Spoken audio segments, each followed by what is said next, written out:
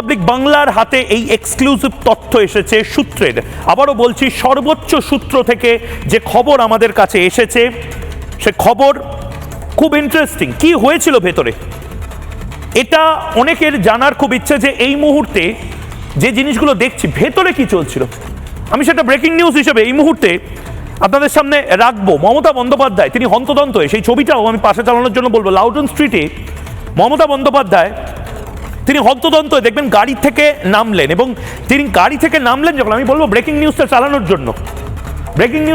জন্য এই মুহূর্তে মমতা বন্দ্যোপাধ্যায় প্রথমে খবরটা দিয়ে দিই।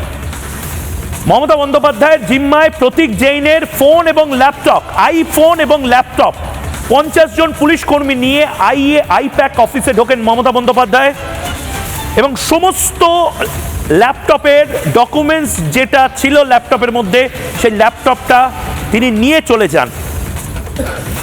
50 জন পুলিশ আধিকারিক মমতা বন্দ্যোপাধ্যায়ের সাথে ঢুকে পড়েন। সিআরপিএফ কোনো কিছু করেনি, আমি সিআরপিএফকে দোষ দেব না, আপনারা কি এক্সপেক্ট করেন? এত সিনিয়র একজন নেতার দিকে তাক করে বন্দুক নিয়ে বলবেন ম্যাডাম আপনি ল্যাপটপগুলো রেখে যান? না হাই হ্যান্ডেডনেস দেখানো হবে? কি এক্সপেক্ট করেন কি?